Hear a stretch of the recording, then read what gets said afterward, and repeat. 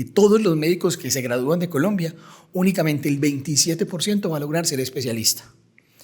De ese 27%, una porción se especializa por fuera del país, otra se especializa adentro. En Colombia, o sea, que se especialicen dentro de Colombia, es más o menos un 19%. Menos de la tercera parte de los médicos logran especializarse. La tasa normal como de cada año, de todos los que se presentan, porque cada año se presentan miles de personas y la cantidad de personas que pasan, ¿cómo se calcula la cantidad de personas que pasan? Es la cantidad de cupos que tienen disponibles las universidades. Más o menos se presentan cada año 10.000 médicos y están pasando alrededor de 1.200, es decir, es un 12% más o menos de todos los médicos que se presentan cada año logran pasar. Universidades como la Universidad de Antioquia, que tiene un volumen grande de personas que se presentan, de aspirantes, tiene una tasa de admisión del 6%, es decir, de todos los médicos que se presentan a esa universidad, solo el 6% logra ser admitido.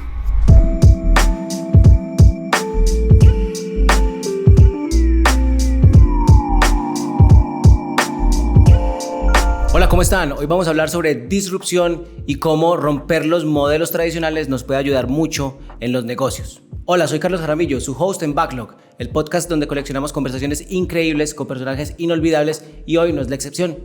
Nos acompaña Juan Esteban Peláez.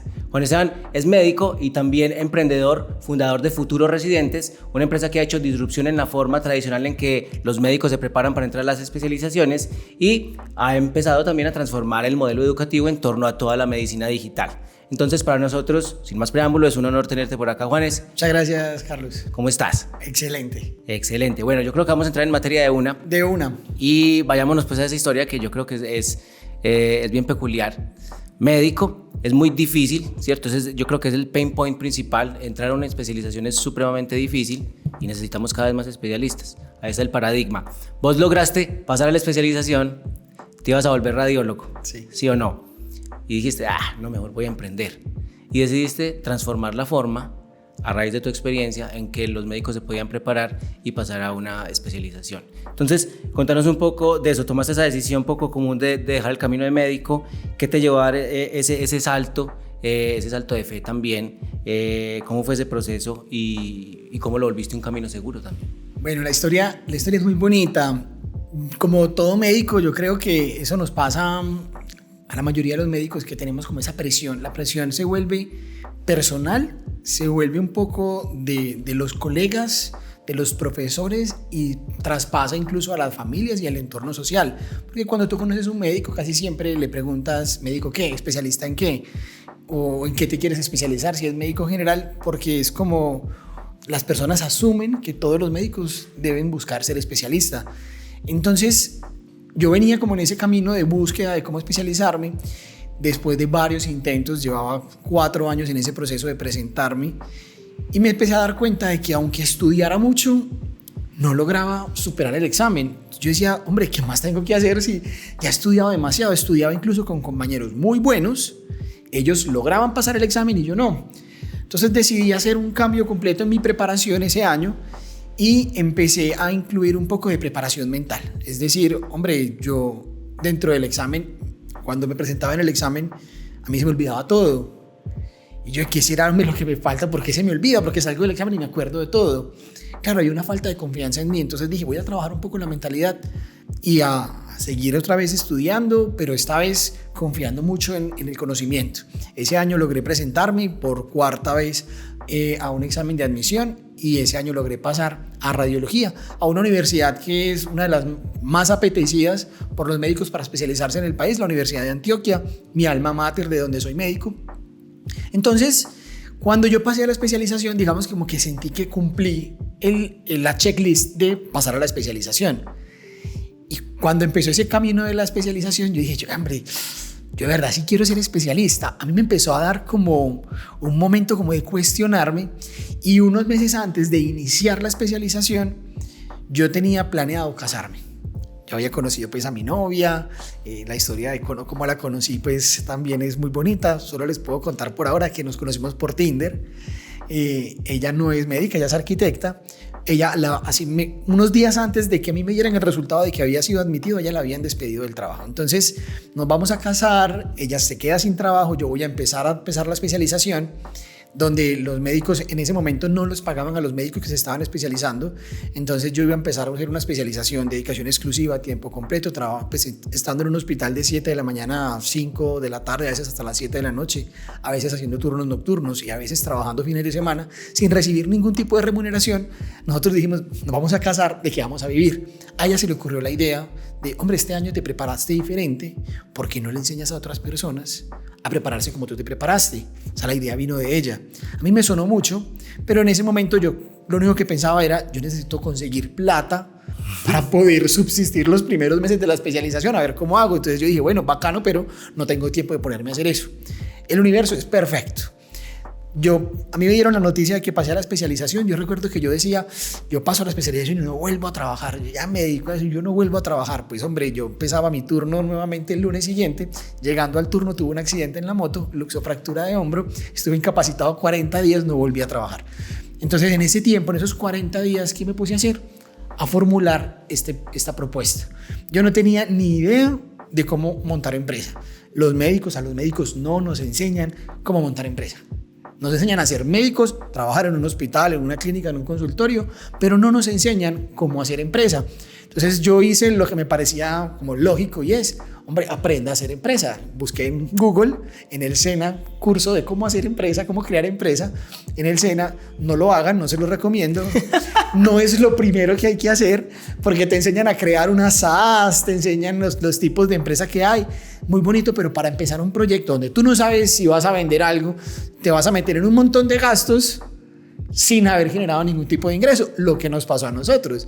Desde que nosotros empezamos a meternos en ese cuento, pues nos llegaron un montón de cobros, además que ellos te preguntan ¿cuánto espera vender? Y yo pues bien soñado, yo dije 200 millones este año. Sobre esos 200 millones me calculaban el impuesto de industria y comercio. Entonces a mí me pegó el primer impuesto a 900 mil pesos, yo no había vendido nada. Y yo no tenía, yo buscando plata y me fueron gastos. Entonces, bueno, pues igual fueron primiparadas, pero listo, empecé a trabajar como en la marca, hice un mamarrachito y se lo pasé a mi hermano. Mi hermano es ingeniero de sistemas, pero le encanta mucho el tema de diseño y me pasó una propuesta de logo que me encantó, que fue el logo de Futuros Residentes durante muchos años. Apenas el año pasado lo cambiamos, pero durante muchos años fue ese logo. Me ayudó montando una página web sencillita y me dijo, pues, como qué información quieres. Y yo le dije, se la pasé en texto y él me la puso ahí. Y empecé a formular la idea y a vender una idea. Porque yo no tenía nada, no tenía profesores, no tenía espacio, no tenía nada. Empecé a vender, fue una idea. Y la gente empezó a comprarla. La gente me compró. Las primeras personas que compraron Futuros Residentes estaban comprando una idea. Porque no había absolutamente nada. Yo le vendí a 26 personas que me compraron el primer año, les vendí una idea que obviamente se fue materializando en el camino. Inicialmente empezamos a dar clases en la casa, luego empezamos a ofrecer la virtualidad y era que grabábamos la clase, la subíamos a YouTube y les enviábamos el link de YouTube como no listado en un archivo de Word con el nombre del tema. Ese es el tema y ese es el link. Y así se les mandaba, y esa era la virtualidad. En ese momento no conocía ninguna plataforma en ese momento de educación virtual, pero funcionó. E incluso, pues ese año nos pasó la mitad de los estudiantes, fue una estadística muy bonita, 50%, un curso que nadie conocía. Eso nos permitió seguir creciendo de ahí en adelante. Cuando generalmente la tasa que pasa, ¿cómo estaba? Bueno, en Colombia, a mí me gusta partir siempre de la cifra general, y es que de todos los médicos que se gradúan de Colombia, únicamente el 27% va a lograr ser especialista. De ese 27%, una porción se especializa por fuera del país, otra se especializa adentro. En Colombia, o sea, que se especialicen dentro de Colombia, es más o menos un 19%. Menos de la tercera parte de los médicos logran especializarse. La tasa normal como de cada año, de todos los que se presentan, porque cada año se presentan miles de personas y la cantidad de personas que pasan, ¿cómo se calcula la cantidad de personas que pasan? Pues la cantidad de cupos que tienen disponibles las universidades. Más o menos se presentan cada año 10.000 médicos y están pasando alrededor de 1.200, es decir, es un 12% más o menos de todos los médicos que se presentan cada año logran pasar. Universidades como la Universidad de Antioquia, que tiene un volumen grande de personas que se presentan, de aspirantes, tiene una tasa de admisión del 6%, es decir, de todos los médicos que se presentan a esa universidad, solo el 6% logra ser admitido. Nosotros, hoy en día, nuestra tasa de admisión la hemos logrado mantenerla a pesar del volumen de estudiantes que recibimos, porque pues, de 26 que te pase la mitad es muy fácil, de 30 que te pase el 100% puede ser muy posible, pero de 2.000 estudiantes no es tan fácil que te pase un porcentaje alto. Nuestra tasa hoy en día, a pesar de tener un volumen alto de estudiantes, ha oscilado entre el 40 y el 46%. Realmente sigue siendo muy alta. Excelente. Bueno, y ahora tocabas algo que es bien importante y lo que quisiera que profundicemos ahora, y es cómo empezaste también entonces a atacar otros puntos que viste estratégicos para prepararte a eso, entre ellos tu mentalidad, ¿cierto? ¿Cómo te estabas sintiendo? Porque sí, muchas veces el síndrome del impostor nos va a jugar en contra y nos va a sabotear. Y de ahí quisiera meterme a lo que consideras como los 3 pilares de futuros residentes y esa metodología que realmente se vuelve como la piedra angular de innovación para hacer la disrupción en el modelo. Ahí entonces voy a continuar un poco con la historia de cuando estaba haciendo radiología. Yo empecé a hacer radiología, yo me sentía un poco frustrado e incluso yo les decía a los médicos en ese momento como busca lo que te apasiona y dedícate a hacer lo que te apasiona. Pero yo decía, yo estoy predicando pero no estoy practicando, yo no siento pasión de estar ejerciendo esta especialización. Entonces luego de mucho darle, yo honestamente tuve varios momentos en los que quise renunciar a la especialización. Entonces le contaba primero a mi esposa, ella me decía, no, pero es que todo lo que luchaste, dale más. Entonces intenté, luego al tiempo le volví a decir a ella, me dijo, pregúntale a tus hermanos. Mis hermanos, no, pero es que la especialización es lo único que te llevas a la vida, la educación, no sé qué. Luego le pregunté a mi papá y lo mismo, a mi mamá lo mismo. Entonces como que todo ese tiempo buscando por fuera una respuesta a algo que yo adentro de mí ya lo tenía muy claro. Entonces, la última vez que ya decidí renunciar, yo ni siquiera le pregunté a nadie, yo llamé a mi esposa y le conté, le dije, voy a renunciar hoy. Hoy me voy, ya voy a hacer todas las vueltas. Me dijo, ¿estás seguro? Yo 100%. La sensación de liberación, de carga fue impresionante. Y ahí fue cuando empecé yo a decir, hombre, todo lo que uno tiene que buscar en la vida tiene que ser relacionado con algo que te guste y que te mueva. Y a mí, yo no veía la hora de que fuera un fin de semana para que llegaran los estudiantes de futuros residentes, para poderlos atender, enseñarles, explicarles cosas. Me encantó mucho el tema de mentalidad y ahí empecé a estructurar un poco más esos 3 pilares de futuros residentes que al principio estaban, pero no estaban tan bien formulados. Y cuando yo ya decido renunciar, le puedo dedicar tiempo a este proyecto, decidí de pasarlo a un mientras tanto, porque eso era futuros residentes al principio, era un mientras hago la especialización para poderme sostener, terminó convirtiéndose en un proyecto de vida y ahí estructuré entonces donde definimos que para pasar a una especialización se necesitan 3 cosas que son fundamentales. La mayoría de personas solo se enfoca en una, máximo en 2. La mayoría de personas se enfocan en estudiar, actualizar conocimientos médicos y se estudian y se matan estudiando horas y horas de estudio, horas y horas. O sea, hay unas personas que creen que mientras más horas estudien al día, mejores resultados van a tener. Honestamente, yo creo lo contrario. Yo creo que uno puede ser eficiente en la formación, eficiente en la educación, pero debe trabajar otros factores que también son importantes. El segundo factor que para nosotros fue fundamental dentro del proceso de preparación fue el tema de lo que hoy lo llamamos habilidades para superar las diferentes etapas del proceso. En ese momento era habilidades para responder las preguntas, porque pues, estábamos muy orientados a un examen que no hacía entrevista ni revisaba hoja de vida, que era el de la Universidad de Antioquia, pero cuando empezamos a evolucionar a preparar para otras universidades, nos dimos cuenta que hay otras habilidades que hay que desarrollar, preparar una muy buena entrevista, tener una hoja de vida que sea acorde a lo que yo estoy presentándome, y si todavía no está acorde, cómo la preparo y cómo me organizo, cómo me formo, qué debo estudiar y aprender para enriquecer mi hoja de vida. También saber presentar pruebas psicotécnicas, eso lo empezamos a meter. Y el tercer pilar, que para nosotros es el más importante, es el tema de la preparación mental. Vos puedes haber estudiado muchísimo, puedes tener todas las técnicas para responder preguntas, pero si vos tenés ansiedad, miedo, estrés durante el examen, no vas a pasar. Si vos estás estresado, si vos durante tu proceso de formación no lo disfrutas, si vos durante tu proceso de formación empiezas a decirte, esto está muy difícil, no lo voy a lograr, te aseguro que va a estar muy difícil y que no lo vas a lograr. Cuando empezamos a trabajar en eso, también nos empezamos a dar cuenta que muchos médicos se estaban buscando especializar, como me pasaba a mí, porque era un punto más en la lista de chequeo. Y les empezamos a invitar a, hombre, si no te quieres especializar en algo médico quirúrgico, eso también está bien. Hay muchas alternativas. Nuestras profesiones, pues la profesión médica es una profesión tan amplia, tan bonita, que formas de ejercerla hay muchísimas. Y hoy mucho más que en ese momento.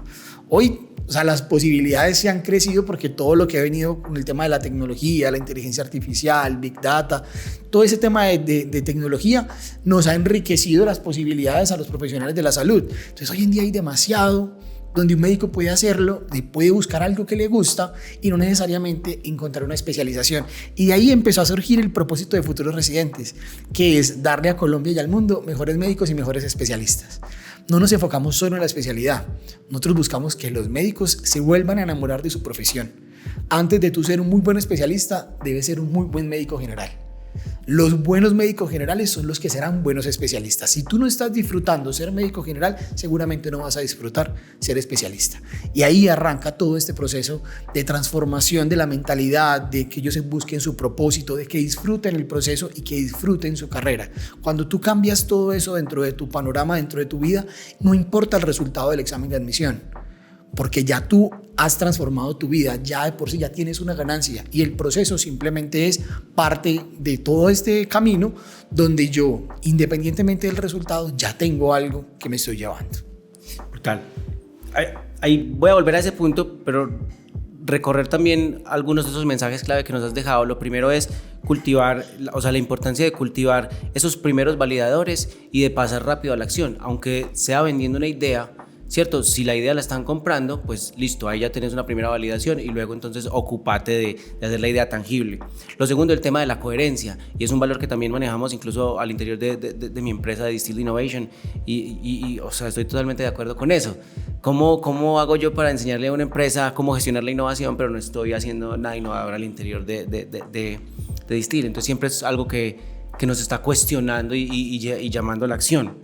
Y volviendo a lo de los 3 pilares, el tercero, cuando hablamos de preparación mental, y qué bueno que lo tocas porque es que no solamente es importante para un médico que se está preparando como estudiante, ¿cierto? Para pasar a una especialización, sino también incluso en su carrera, cuando ya están ejerciendo, lo importante que es ese tema de la salud mental y de la preparación mental para abordar todo lo que tiene que abordar una persona de estas en su día a día. Me acordé cuando me mencionaste los primeros validadores, me acordé que cuando yo empecé a hacer una especialización en creatividad estratégica, yo ya me había leído el libro de Eric Rice, Lean Startup, el método Lean Startup. Yo recuerdo que cuando yo me leí ese libro, yo me fui corriendo donde mi esposa y le dije, baby, nosotros aplicamos todo esto sin saber que esta vaina existía. Estoy hablando y me gusta recordarlo nuevamente, y es, yo soy médico y yo solo sabía de medicina. O sea, eso de primeros validadores, eso para mí eso no existía. O sea, yo ni siquiera sabía que yo estaba vendiendo una idea, yo estaba buscando una forma de sobrevivir. Eso realmente era lo que yo estaba buscando. Mirándolo en retrospectiva, fue un método Lean Startup aplicado así casi que de libro, donde yo expuse una idea. La mejor forma que dice Eric Rice de validar una idea es póngala a la venta, y si la gente te la compra, la idea está validada.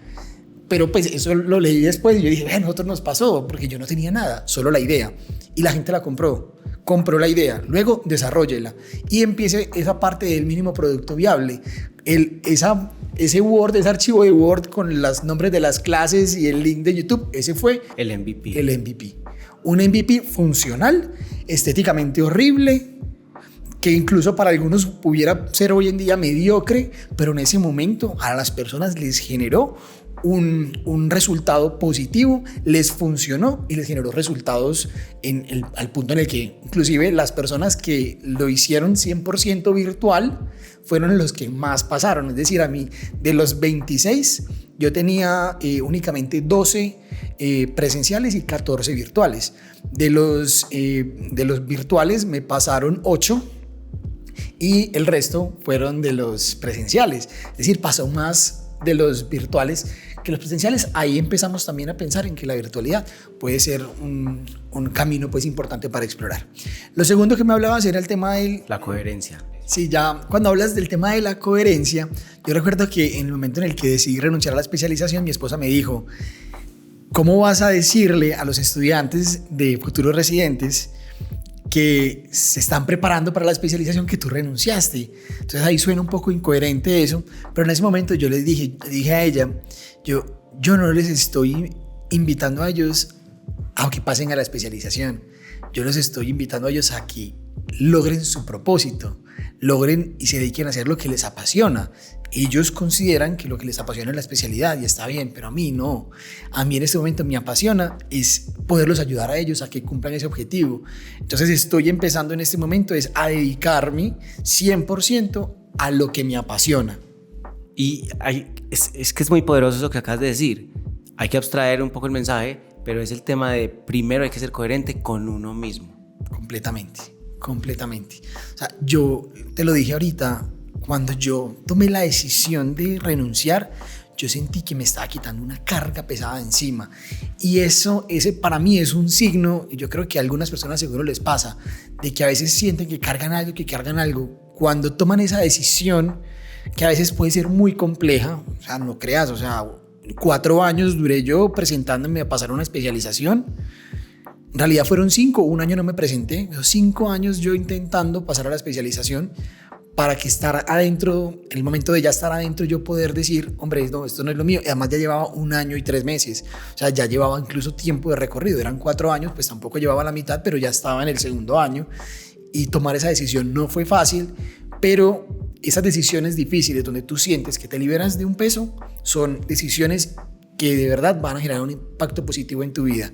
Si alguien de pronto está con esa de terminar una relación, de salir de un trabajo, que siente que le genera una carga, si al momento de tomar la decisión siente que se quita un peso de encima, es porque está cogiendo un buen camino. Excelente. Vamos a hablar pues ya de cómo entonces empieza también a transformar tu rol, ¿cierto? Y llegas a ser parte de la Asociación Colombiana de Salud Digital, ¿cierto? Desde tu perspectiva, entonces, ¿hacia dónde se dirige la educación médica? Y ahora que empezaste a mostrar que se puede hacer disrupción en este campo y que yo creo que se necesita mucho, sí necesitamos muchos especialistas, es verdad, y el sistema actual no da para formarlos a todos. Entonces, ¿qué tendencias o innovaciones o tecnologías nuevas te entusiasman en este campo y hacia dónde pensás que va pues, el tema y cuáles son los desafíos más importantes que va a tener que sortear el mundo de la salud y de la medicina? Yo llegué a la Asociación Colombiana de Salud Digital porque soy un cacharrero del mundo digital. Yo no me he formado pues como en nada relacionado con salud digital. El resto de mis compañeros de la asociación son unos genios en eso. Yo soy un ñoño, a mí me encanta leerlos, me encanta escucharlos cuando hablan de todo eso. Y yo he sido muy crítico de la educación médica tradicional, porque nuestra educación médica está muy formada o muy preparada solo para lo que el sistema de salud hoy en día tiene, pero no tiene una visión más largoplacista, es una visión incluso muy demasiado del hoy. ¿Qué sucede? Que hoy los médicos están aprendiendo cosas que cuando se gradúen no les van a servir. ¿Por qué? Porque en 5 años la tecnología que va a existir en el mundo asistencial va a ser tanta que los médicos no van a saber ni siquiera cómo manejarla. En este momento se está transformando el mundo de la salud a través de la tecnología de una manera que yo siento que las universidades están quedando atrás porque siguen formando de la misma manera. Algunas han empezado a meter algunos temas de realidad aumentada en el proceso de formación, algunas están incluyendo otras técnicas tecnológicas, por ejemplo en el tema de anatomía ya no se están utilizando cadáveres sino un cadáver digital, se utilizan más desde imágenes, porque me pareció muy bonito una vez que estuve en la escuela de ingenieros que ya tiene facultad de medicina, donde me decían es que nosotros aprendíamos Universidad EIA. Universidad EIA, es correcto, ya no es la escuela, pero qué bonito. Ellos han evolucionado mucho también y ellos me mostraban cómo les enseñan anatomía a los estudiantes a través de cortes anatómicos digitales, como nosotros vamos a ver el cuerpo por dentro. Nosotros, la única forma en la que vemos el cuerpo como lo vemos en un cadáver es si vamos a ser cirujanos. De lo contrario, nosotros lo vamos a ver a través de imágenes diagnósticas, resonancias y tomografías. Entonces tú ver el cuerpo donde tú ves el hígado así bien bonito, pero cuando tú ves una resonancia y ves un corte donde el hígado se ve como una mancha aquí y el vaso se ve como otra mancha acá, hombre, tú tienes que aprender la anatomía como la vas a ver en tu mundo asistencial. Entonces ya está muy revaluado que te enseñen a que coja el corazón y mírelo así, porque tú solamente vas a lograr tener un corazón así en la mano si eres cirujano cardiovascular. De lo contrario, nunca lo vas a tener. No, pues lo vas a escuchar a través de un fonendoscopio, lo vas a ver en una radiografía, lo vas a ver en una tomografía o en una resonancia. Entonces ahí es donde lo tienes que aprender. Es enseñar para lo que el médico va a hacer, no enseñar para que el médico memorice, para que sepa un montón de cosas que hoy en día van evolucionando y ya hoy están, por decirlo de alguna manera, mandados a recoger. Yo siento también que hay un problema y es que nosotros la mayor parte de nuestra formación la hacemos con especialistas, es decir, los especialistas son nuestros profesores y el especialista te enseña lo que él hace, te muestra cómo es en su vida normal y esos son los referentes que tenemos. Por eso los médicos se gradúan pensando únicamente en encontrar o en realizar una especialidad médico-quirúrgica, porque solo lo vieron por parte de ellos. Pero si nosotros empezamos a tener dentro de la carrera formación en tecnología, telesalud, por ejemplo, ¿te imaginas uno tener hoy en día dentro del programa una parte de telesalud, tener una parte de inteligencia artificial aplicada al diagnóstico, prevención, el tema de analítica de datos y cómo los datos pueden predecir desenlaces en pacientes y nos pueden ayudar a prevenir cosas desde antes, solo desde la analítica de datos? Eso incluido en un pregrado puede de pronto motivar a que los estudiantes de medicina empiecen a explorar otras cosas cuando se gradúen y no únicamente el hacer una especialidad médica, que no digo que no se necesiten, es verdad, se necesitan y todavía y cada vez más, eso es verdad. Y afortunadamente ya existen esas formaciones, pero hoy en día, por ejemplo, a pesar de que se necesitan mucho, hay muy pocas universidades que ofrecen formación en salud digital, en telesalud, en inteligencia artificial aplicada a estos temas. Son muy pocas las universidades que lo ofrecen. Hoy en día incluso en Antioquia, creo que solamente la Universidad de Antioquia tiene una maestría en telesalud. En Bogotá recientemente se han abierto como 2 facultades de salud digital, creo que solo hoy una tiene salud digital, la otra tiene algo también de telesalud, pero son muy diferentes a lo que hoy en día necesita el mundo. O sea, el mundo tecnológico avanza de una manera agigantada, aceleradísima, exponencial, y la educación médica avanza a pasos de tortuga. Escuchándote, llegó a un tema muy brutal pues, de mencionar esto así incluso, y es la medicina es un campo que no tiene que huirle a la disrupción, sino que antes la tiene que perseguir, la necesita, sí, para hacerle frente como a todas esas oportunidades que están surgiendo. Vos lo mencionas también al principio, ahora volvemos a empatar con esto, y es el campo de acción de un médico, de un doctor, se amplía y hoy muchísimo más. O sea, hay muchas cosas donde la salud ya se tiene que ver en muchas más dimensiones, en muchísimas más dimensiones, y eso es súper potente. Y también podríamos llegar a concluir que los mejores médicos, o si los mejores médicos en el futuro van a ser excelentes ñoños o gomosos en tecnología.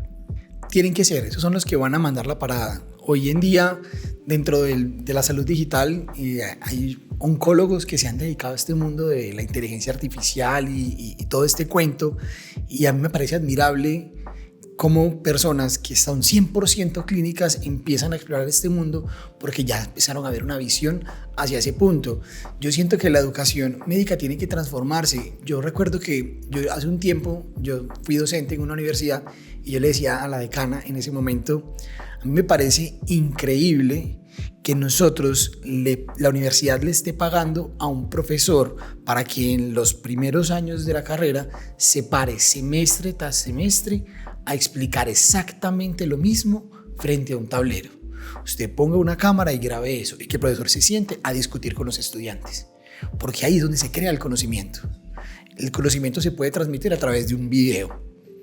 Para eso está la tecnología. Es que yo no creo que la educación virtual reemplace a la educación, antes la complementa. ¿Ustedes se imaginan que en el futuro los estudiantes lleguen a la clase después de haber visto la charla del profesor en video, se sienten con el profesor y empiezan a discutir de casos, de ponerlo más en práctica, aclarar las dudas. Eso sería una hermosura. Qué bacano que las universidades consideraran eso. Ella me decía que las universidades lo consideran, pero el Ministerio de Educación, ahí es donde viene, si la educación avanza a pasos de tortuga, el Ministerio de Educación avanza a pasos de oruga. O sea, te lo juro que esos iban más lentos que 8. O sea, no hay forma. Hay estrategias que utilizan las universidades, eso me parece muy bonito, cuando ponen currículos no tan cerrados, sino un poco, le ponen nombres un poco genéricos que permitan evolucionar al ritmo que evoluciona el mundo, porque si no, les tocaría cada año estar pasando solicitud de actualización de currículo, porque no hay forma. O sea, para tú poder dar algo, tiene que pasar por el ministerio, y el ministerio es muy lento. Tremendo eso. Bueno, hablemos de impacto, ¿cierto? Y por futuros residentes ya han pasado más de 8.000 médicos. Ahora se están expandiendo. Mencionabas que había gente que por el alto estándar que ustedes tienen y que lograron dominar del complejo panorama médico en Colombia, pues hay gente incluso de otras latitudes, por ejemplo de México, que viene y se prepara con esos estándares porque sabe que son lo suficientemente rigurosos para luego llegar a pilotear como un campeón en sus países. ¿Cómo se maneja ese proceso de escalamiento y manteniendo la calidad y la cercanía con los estudiantes? Eso fue uno de los retos más grandes. Todo empezó en el momento en el que yo dije, no voy a sacar más cohortes por fechas puntuales como inician tal día, sino que dije, en cualquier momento pueden empezar los estudiantes. En cualquier momento pueden decir, yo voy a empezar y puedes empezar hoy. Entonces, empezamos a mirar cómo lográbamos que la educación fuera cíclica, pero sin perder ese plus que teníamos de esa sensación de cercanía, porque eso era algo muy bonito, que los estudiantes sentían que nosotros estábamos ahí con ellos. Entonces creamos un equipo de trabajo donde hoy en día está conformado por psicólogos que tienen un entrenamiento en programación neurolingüística. Esos entrenamientos se los di yo porque a mí me encanta el tema y es muy formado pues en el tema. Y ellos trabajan con los estudiantes en diferentes encuentros, se hacen espacios de encuentro grupal, pero también se realizan espacios de encuentro individual. Los estudiantes tienen la posibilidad de agendar esos encuentros, que infortunadamente muchos no lo aprovechan porque todavía creen que es que tienen que estudiar mucho. Siempre les decimos, date la oportunidad de por lo menos tomar una y te vas a dar cuenta que la necesitabas. Porque muchos creen que no la necesitan hasta que la tienen. Cuando empiezan a tener ese encuentro, definitivamente siempre las retroalimentaciones son muy positivas y los resultados de esos estudiantes mejoran muchísimo. Hemos logrado garantizar eso, le apuntamos mucho a la experiencia del cliente, entonces ninguna persona que llegue a nosotros se va sin la información que necesita. Es decir, a nosotros nos llegamos a convertir casi que en validadores validadores y transmisores de fuente de información oficial de las universidades. A nosotros los estudiantes o las personas nos preguntan ¿cuándo abre el convocatoria de esta universidad? ¿Cuándo salen estos resultados? ¿Qué especialidades ofrece esta universidad? ¿En qué universidades ofrecen tal especialidad? O sea, son los aliados comerciales de las universidades. Algunos nos ven así, otras nos ven como competencia. Recientemente hubo una universidad que no puedo mencionar el nombre porque nos pidió que no mencionáramos su nombre. Nos pareció muy curioso que él nos pidiera que quitáramos toda la información de ella. La quitamos toda. Incluso pues nos pusimos a revisar, hombre, qué impacto tenía en sus métricas a nivel de redes sociales y de visitas al sitio web, el que nosotros le quitáramos todo, y el impacto fue considerable. Se bajó más del 50% las visitas que tenían en sus sitios, porque nosotros les habíamos sacado un artículo de blog donde explicábamos cómo era el proceso de ellos, con los links para que fueran directamente a donde tenía que ir. Les mostramos a los estudiantes, ya la universidad abrió convocatoria. Entonces nosotros, como tenemos el nicho, muchas universidades antes lo aprovechan y nos tocan la puerta y nos dicen, ay, vamos a abrir este posgrado, nos pueden ayudar haciéndole difusión. Y nosotros, claro, sin problema, incluso muchas veces lo hacemos sin costo, o sea, no les cobramos absolutamente nada porque lo hacemos a través de una historia. Ya cuando quieren que sea algo más profundo y todo, creamos pues ya una alianza comercial de marketing, porque somos el lugar donde los estudiantes buscan esa información. Ahora, hablando del tema de cómo llegamos a traspasar otras latitudes, nos ha parecido muy curioso desde hace más o menos unos 3 años empezó a suceder que primero pasaba que eran estudiantes de nosotros, empezaban a pasar en otros países. Y nosotros nos sorprendía eso porque ellos nos escribían a nosotros no nos damos cuenta de quiénes pasan y quiénes no, es muy difícil. Hay universidades que los resultados son, pues solamente se lo mandan al que pasó y ya. Si el estudiante no me dice qué pasó, yo no me doy cuenta. Por eso yo creo que mi estadística en realidad está muy por debajo de lo que realmente es, porque nosotros solamente tenemos la estadística de las universidades que hacen pública el resultado. De las que no lo hacen público no tenemos cómo saberlo, entonces esa no la tenemos en cuenta. Eso también es algo que nos pasa. Entonces los estudiantes y los que pasan a otros países menos. Entonces nos llegó una vez una chica que nos dijo que había pasado a España gracias a nosotros, luego otros chicos que pasaron a México gracias a nosotros, hubo alguien que pasó a República Dominicana, a Panamá, a Venezuela, a Cuba, Argentina, y nosotros nos empezaba como a sorprender pero si nosotros no estamos preparando para esos lados, ¿por qué empezaron a llegar personas diciéndonos eso? Hubo una que nos dijo, gracias a ustedes pasé a una pasantía, una maestría, algo en Harvard. Y yo, ¿qué? ¿Cómo así que en Harvard? O sea, ¿y por qué nosotros? O sea, ¿por qué me está dando las gracias a mí? Y claro, ese tema de orientarlos a esa parte mental, ellos no lo habían tenido en cuenta nunca, y cuando empezaron a aplicar eso en su vida, simplemente enfocaron la parte académica a donde querían presentarse, pero todo lo demás era algo que les servía para ellos pasar. ¿Qué empezó a suceder? Que esas personas, esos colombianos que pasaban en México, como que les decían a los de México, yo me preparé con una empresa en Colombia que se llama así, ellos tienen algo muy chévere, les contaban, y tenemos estudiantes de México que se están preparando con nosotros, cuando hoy todavía no tenemos un programa especializado para México, ya lo estamos desarrollando, próximamente lo vamos a sacar. Eso realmente fue el motivador de que está llegando gente de México a prepararse con nosotros para presentarse en México. O sea, no se van a presentar en Colombia, se van a presentar en México. Y qué bonito es cómo lo que nosotros consideramos que es el pilar más importante, para ellos también lo es, y están buscándolo acá porque en México solo están enfocados en la preparación académica. Excelente eso. Listo, entramos en la recta final, no sin antes pasar por un tema muy importante, y es emprender no se hace solo. Entonces ahí empezaste a crecer con un equipo, y cómo vas desarrollando esas habilidades de liderazgo, y en tu experiencia, ¿cuáles son esas buenas prácticas para llevar a un equipo pues hacia el éxito y a lograr mantener una visión clara para navegar pues incluso a través de la incertidumbre muchas veces, y llegar a escalar y a posicionar futuros residentes? Bueno, a mí no me gusta llevarme los créditos de todo. Yo siempre, y por eso conté que la idea fue mi esposa, mi socia número 1 es mi esposa. Desde el principio éramos los dos pedaleando solos.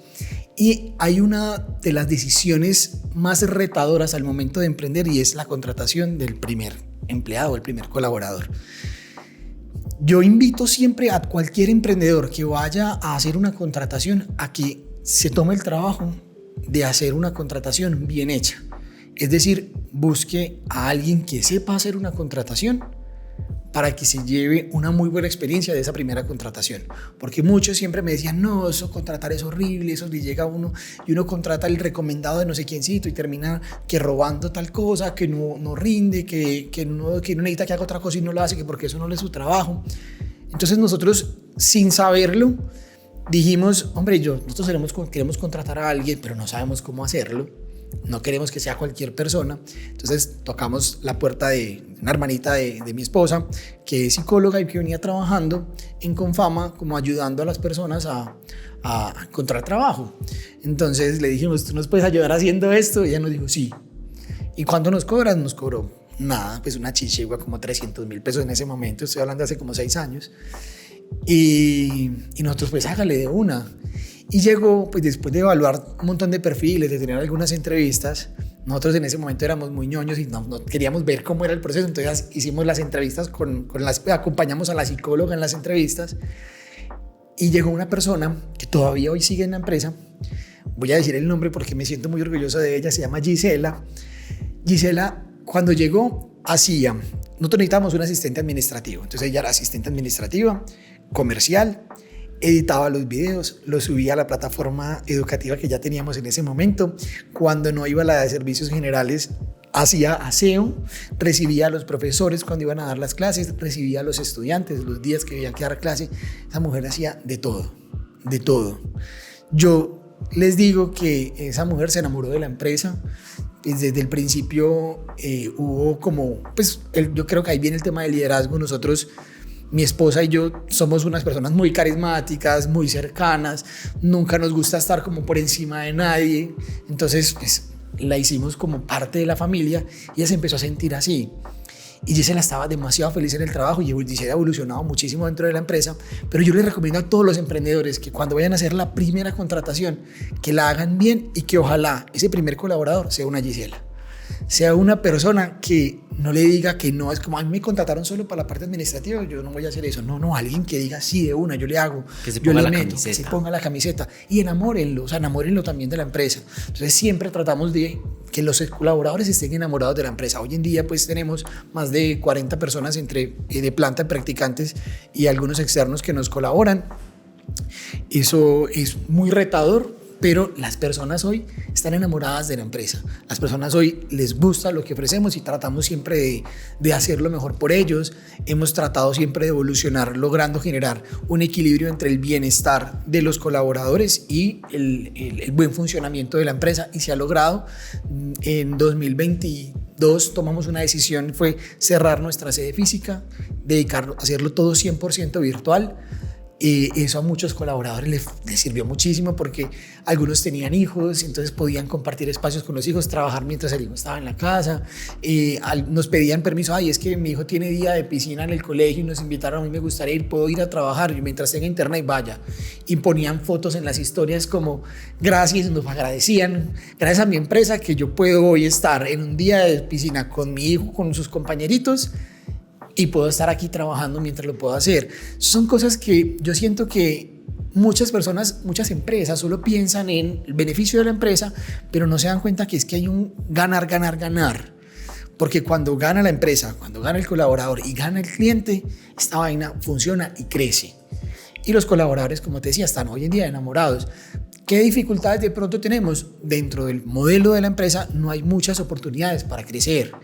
Y les decimos a muchos, aquellos que están buscando ir creciendo, hombre, si quiere buscar trabajo, nosotros tenemos un equipo de recursos humanos muy bueno, pues si ayuda a los médicos para mejorar su hoja de vida, para tener una buena entrevista, pues aprovechen el servicio que ahí está y díganos con tiempo también para nosotros estar preparados al momento en el que a usted le salga una oferta de trabajo muy buena y que le guste, para nosotros hacerle una muy buena despedida, que salga por la puerta de adelante, que salga muy contento porque no solamente la empresa me ayuda a crecer, sino que me dio las herramientas para encontrar un trabajo mejor que me permita crecer, y nosotros también quedamos muy contentos de que la persona no se fue sin avisarnos, nos dio la oportunidad de poder contratar a alguien, hacer la contratación con tiempo y hacer incluso hasta empalmes. Eso nos ha pasado y ha sido muy bonito cuando esto se logra. Las personas que salen de la empresa, yo eso creo y espero pero no estar equivocado, se van con una muy buena experiencia con nosotros,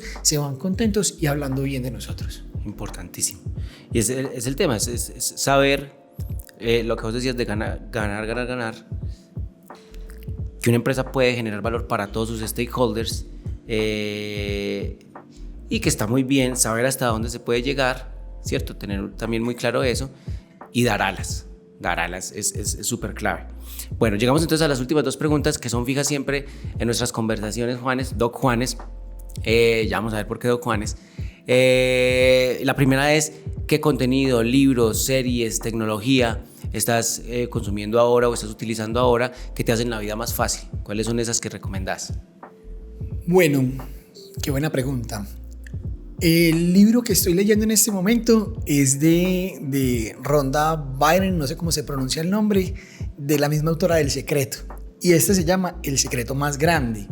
Y es un libro que explora mucho el tema de la espiritualidad. Últimamente vengo trabajando mucho el tema de la espiritualidad porque siento que cuando vos te metes en este mundo empresarial, en este mundo del marketing, de la estrategia, del crecimiento, empiezas a olvidar una parte muy importante del ser humano, que es la espiritualidad. Y mi cuerpo, mi mente me estaba pidiendo conectar un poco más con eso, conectar un poco más con la intuición, con la trascendencia, con un poquito más allá de esto físico y mundano, lo que tenemos todos los días, y el libro me tiene muy conectado. Ese es el libro que hoy en día estoy leyendo. Yo trato de leer mucho temas de libros de innovación y de marketing, son como temas que me gustan mucho, y sobre todo también libros de empoderamiento mental. Entonces, de los últimos que me leí que recomiendo mucho es No me puedes lastimar. No recuerdo el nombre del autor, pero es un ex militar que, pues, un tema muy duro y después empezó a correr y bueno, es un libro de mentalidad muy ganador. Y recientemente me había leído La vaca púrpura. Para mí ese libro creo que me cambió la forma de ver todo. Yo busco siempre cómo mantenerme como una vaca púrpura. Entonces, todo el tiempo siempre estamos en una evolución constante. Próximamente se nos viene actualización de plataforma educativa. Bueno, se vienen unos lanzamientos interesantes. México. Nosotros estamos en un constante movimiento porque siempre queremos que la gente no nos vea como una vaca común, sino siempre que cada vez que nos vean se encuentren con una vaca púrpura. A mí ese libro también me pareció genial. En el tema de series, yo la verdad poco veo televisión. No conecto mucho con la televisión. He estado últimamente escuchando algunos podcasts. Hay uno de médicos emprendedores muy bonito que lo tiene un cirujano plástico que se llama Juan Esteban Sierra. Él también me invitó una vez a participar en un podcast de él. Lo recomiendo bastante porque empodera mucho pues, sobre todo pues, a mi gremio, y me gusta mucho que médicos que están ejerciendo desde la medicina empiecen a hablar de emprendimiento y empiecen a mostrar cómo como médicos también podemos emprender. Es que un médico que tiene un consultorio es un médico emprendedor. Entonces me parece muy bonito pues, y lo recomiendo bastante a mis colegas médicos pues, que también participan de esto, de aprender y les gusta otros temas.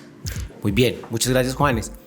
Sí, siempre yo creo que es algo que siempre esperan las personas que nos escuchan y que nos ven, porque directamente relacionado con tu día a día y con tu trayectoria y cómo has logrado pues, ir alcanzando esos hitos.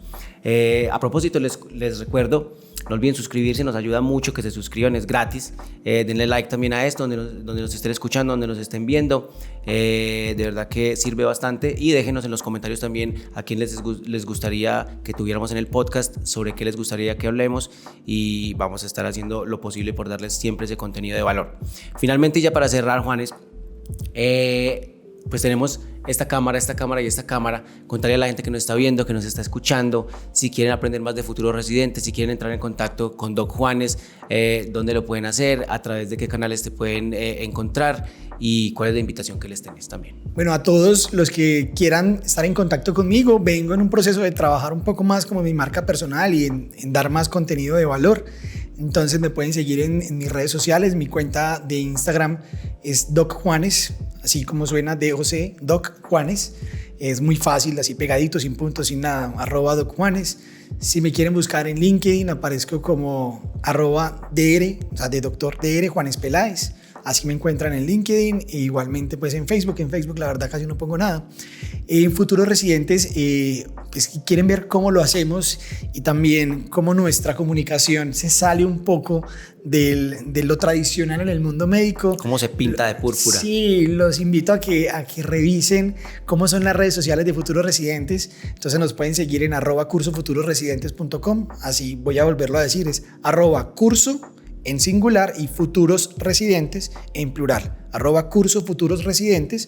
Y miren un poco, inclusive tómense el trabajo de hacerse pasar por un médico. Quienes no sean médicos, háganse pasar por médicos y pregunten por los cursos para prepararse, para que noten un poco cómo, bueno, y si de pronto no saben cómo lo hacen en otros lados, comparen. Tómense el trabajo de mirar cómo lo hacemos nosotros y cómo lo hacen en otros lados, para que noten la diferencia y por qué nosotros cambiamos el paradigma y el proceso de cómo incluso se comunican con nosotros los médicos. Súper, muy bien. Entonces, hasta acá llega este episodio. Muchas gracias de nuevo a Doc Juanes. Juan Esteban Peláez, ya saben, fundador de Futuros Residentes, también CEO actual de la empresa. Muchas gracias a vos por tu espacio, por la dedicación, por atender este llamado, por acá las puertas abiertas. A ustedes espero que les haya servido mucho este episodio. Ya saben, Backlog, el podcast donde coleccionamos conversaciones increíbles con personajes inolvidables. Hasta un próximo episodio. Chao, chao.